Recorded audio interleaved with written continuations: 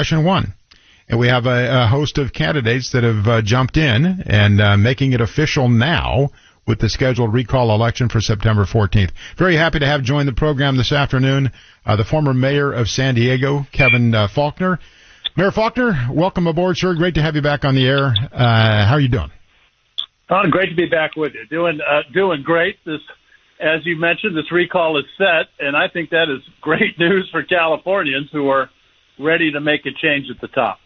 Well, let me just throw out a couple of questions at you. And looking at the lay of the land right now, I think it's safe to say, and you're traveling the state, I know, but as you talk to people, it looks as though homelessness, crime and violence, and public education seem to be very, very critical issues confronting the state of California. And quite honestly, it looks as though we're losing. So that seems to be the task that lies ahead. How do you fix that? Well, all problems that are solvable, Sheriff, as you know, if you actually have the political will to do so. And let's tick off some of them, because I think it's incredibly important. You know, what we have from this current governor is rhetoric with no action. I mean, I did not allow tent encampments on the sidewalk in San Diego while I was mayor. We took a very firm yet compassionate approach, and we were the only big city in California where we actually reduced homelessness by double digits. Yeah. What we see in the great cities, Sacramento, Los Angeles, San Francisco, it's skyrocketing out of control. It starts at the top. You have to have a governor that understands we're going to make a difference on our streets, and a governor that does not enable the defund of the police movement like Gavin Newsom did. And, I had hundreds of protesters out in front of my house this past summer, yelling at me and my family, every name in the book, defund the police. I did not defund the police as mayor. I increased the budget. Why? Because I understand if we don't have a safe city or we don't have a safe state, we don't have anything. Yeah, I'm very, very concerned, obviously, and I think a lot of these issues are interconnected.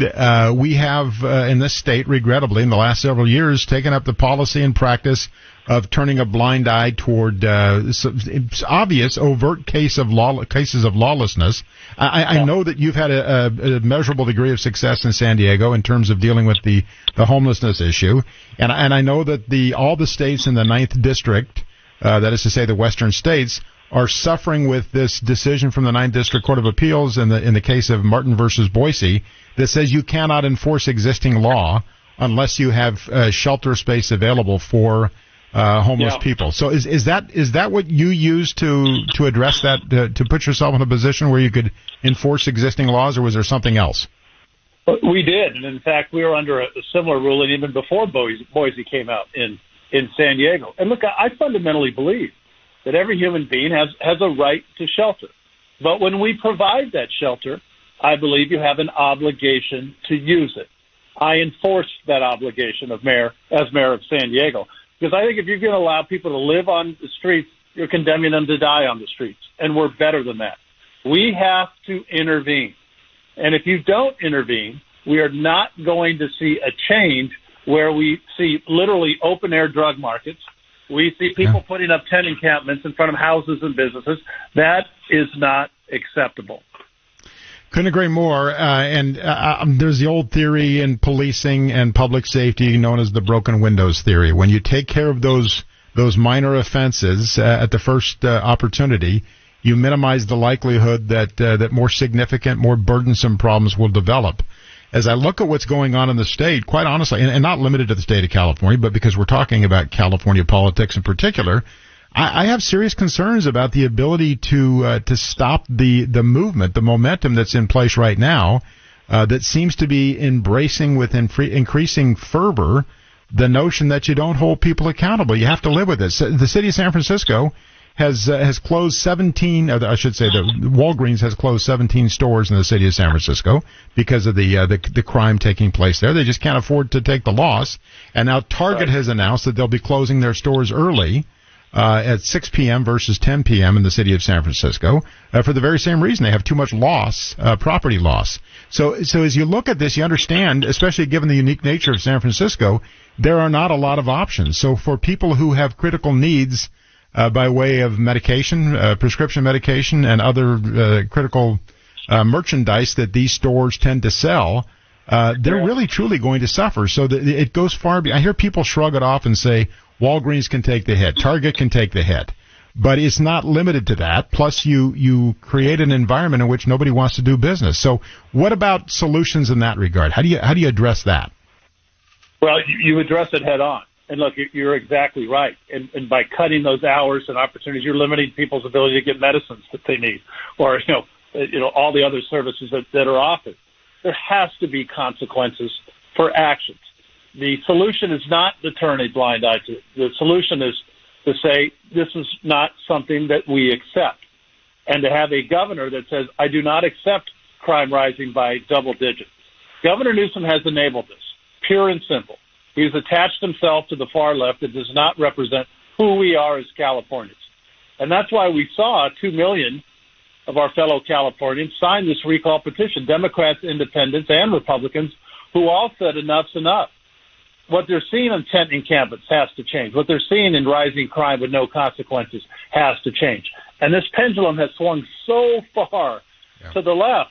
As I've said, this is a true referendum on the failure of this governor and leadership. And that's why I think people are going to come to the polls in overwhelming numbers in September who want common sense, who want consequences, who want to make our state more affordable and more livable, and somebody, Sheriff, who has the political will to get things done. You mentioned the significant number of people who signed the recall petition. But in addition to that, I can't quantify it, but I know there are extraordinary numbers of people who are leaving the state of California.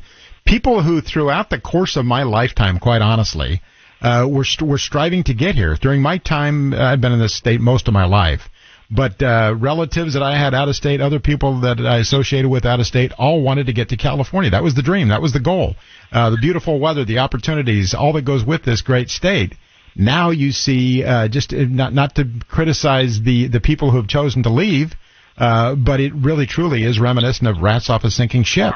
And so that's a real serious concern when you have the people who are producers, people who are pulling the wagon, as it were, fleeing the state. What does that leave behind? Well, and people are voting with their feet, right? They're leaving. This is the first time that we have lost population in our great state. We lost a congressional seat. And again, we have a governor that doesn't seem to believe that that's actually a problem.